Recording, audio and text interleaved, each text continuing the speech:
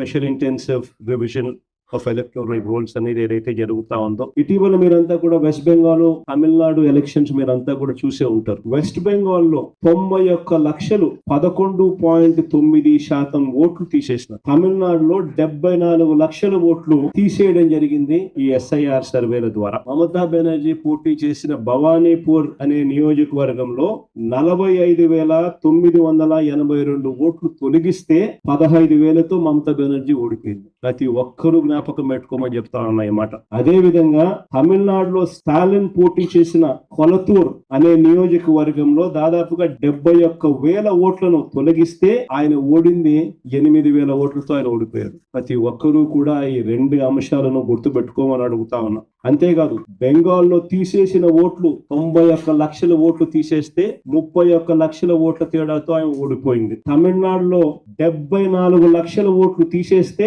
Stalin party ఓడింది 17,00,000 తేడాతో. ఇవన్నీ నేను ఎందుకు చెప్తా ఉన్నాను అనంటే, ఎంత ఇంపార్టెంట్ ఈ విషయము అని చెప్పి మీ అందరికీ కూడా మీ నియోజకవర్గాలలో ఎంతగా దీని గురించి పట్టించుకుని జాగ్రత్తలు తీసుకోవాల్సిన అవసరం ఉంది అని చెప్పడానికి ఇవన్నీ కూడా చెప్తా ఉన్నా. ఆశ్చర్యం ఎందుకో తెలుసా, జాగ్రత్తలు ఎందుకో తెలుసా?